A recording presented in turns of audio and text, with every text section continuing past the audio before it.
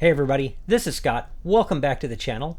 If this is your first time here, my wife Melody and I run a full-time online sales business. Most of our business is done on eBay, but we also do some Poshmark and some Etsy. Today I'm going to talk about something that impacts us all on eBay, and it can impact us a great deal. I'm going to talk about what to do when you receive negative feedback from a buyer. If you've ever dealt with it, you know the feeling. You know, you get up or you get home and you pop open eBay and you see that little red sign right on there and it says that someone hates you. So I'm going to talk about negative feedback, and there are certain steps that you can do to get it removed.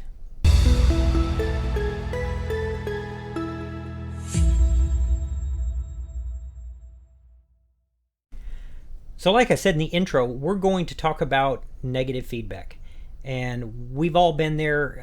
If you've been doing this very long at all, you've got up one morning and you look and then somebody's left you a hate mail and it shows up in red, and it kind of soaks into you and you're trying to figure out what to do about it. So I'm going to talk about a couple of different types that I've dealt with recently and how I handled those and how they came out.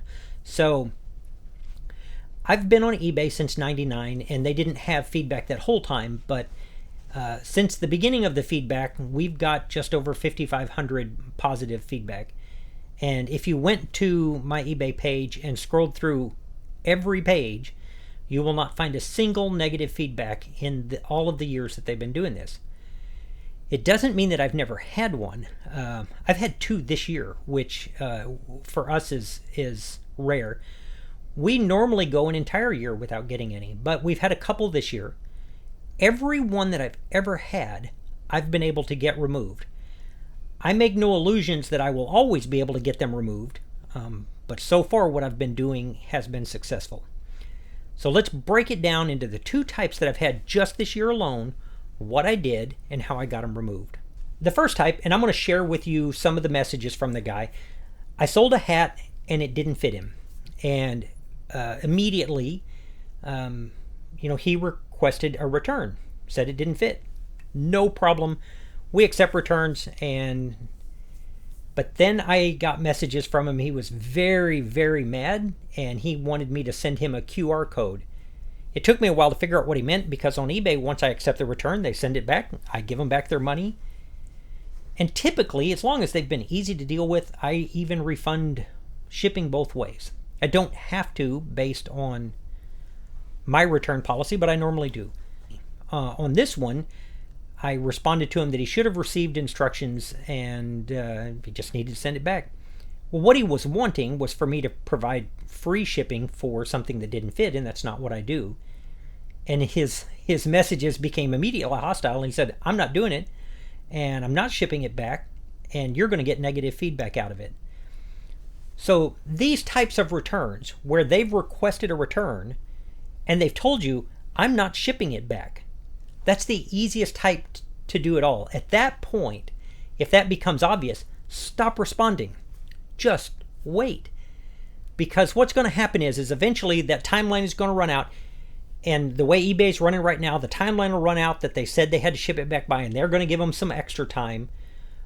But when the time runs out, it's all pretty automated. So what happened with this guy is the time ran out. As soon as he was able, he left me negative feedback. But when his time ran out, I didn't even have to contact eBay again. I got a message that said the case was opened because he had opened a case, but I got a message saying if the buyer didn't return it, and I can't remember whether or not I had to click a box and say that he didn't, but they had no evidence that it was, and he didn't. Then it was automated. They removed the feedback, and that was it. So on those types, it's pretty easy. You just, if they requested a return, let them do whatever they're going to do. But if they refuse to send it back after they've requested a return, nothing they say or do at that point will stick, and you're going to get to keep your money.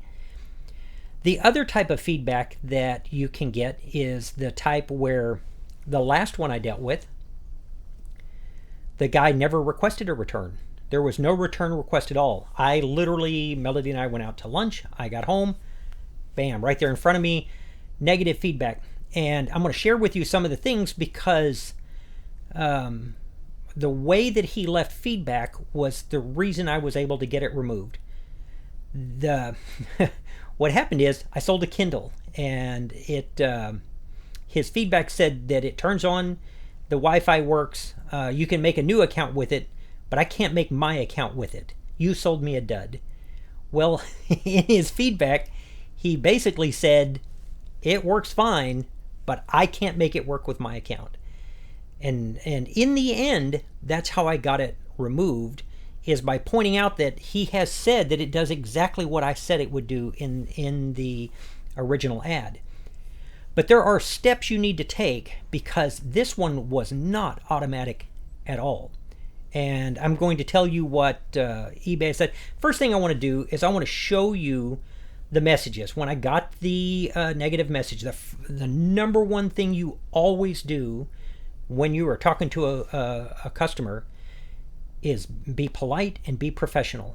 I would keep the messages short and to the point, but always be polite, because the trick with eBay is getting a human to read it. The automated stuff doesn't work as well. If you get a human to read it, you want to sound like the one who's not crazy. You want to sound like the person who's trying to be reasonable, who is what eBay wants as a seller.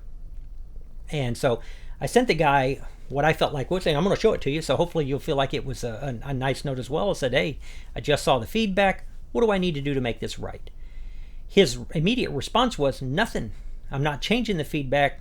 This is what it is. So the first thing I did is I sent a note. I called. And the problem here is that the call center, the people that called me back, was outsourced.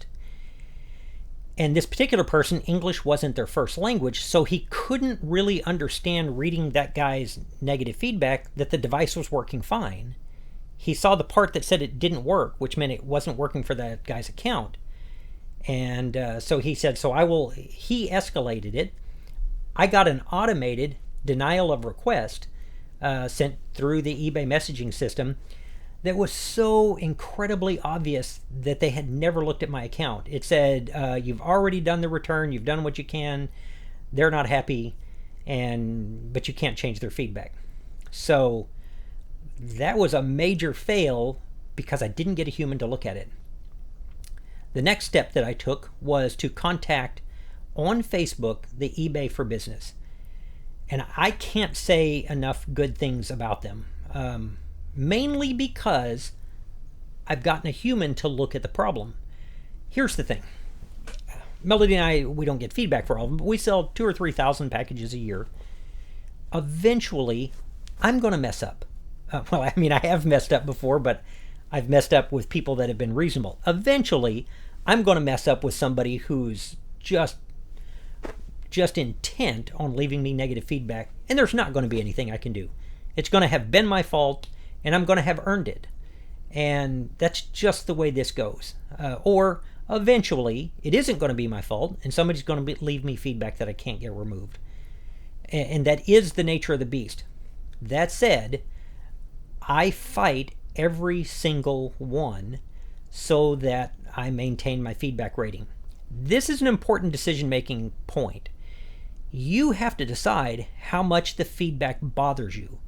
I've watched a lot of other resellers on YouTube, and there's a whole bunch of them. They're like, hey, if I get negative feedback, we try to fix it, but they move on. And they move on emotionally. I do not. I hate them. I hate their families. I hate their descendants. I hate everything about them. Whatever state they're from, I hate that state. If they're from another country, I hate that entire country. Every day that I wake up, I see that red mark on there, and it really soaks into me. That's my problem, not theirs.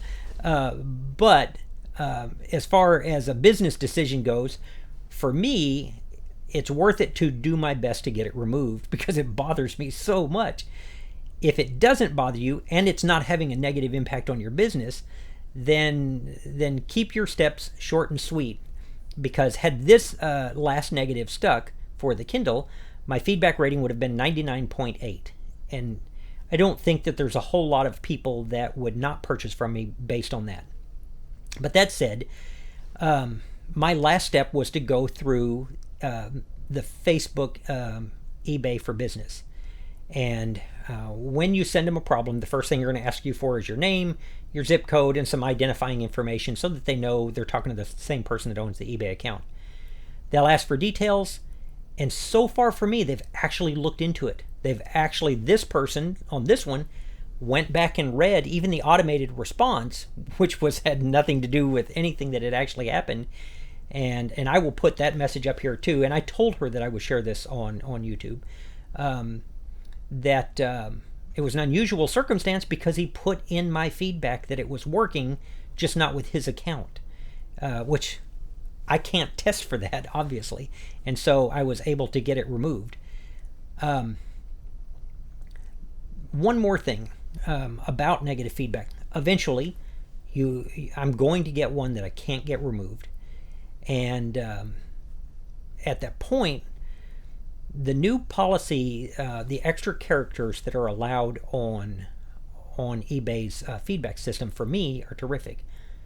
Because my goal at that point won't be to convince the buyer that they're wrong, because I'm not going to be able to do that. They've already decided.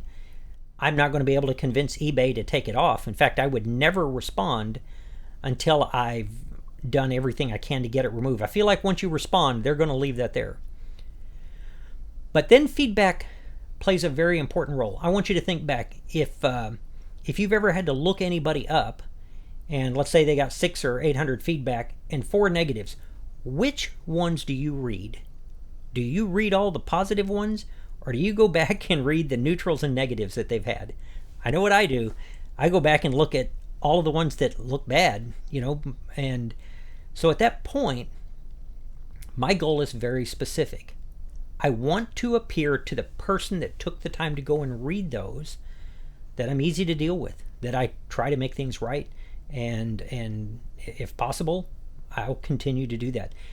Obviously, that message would depend a whole lot on what the other person was saying, but if somebody goes and reads it, I absolutely want to appear like the reasonable person.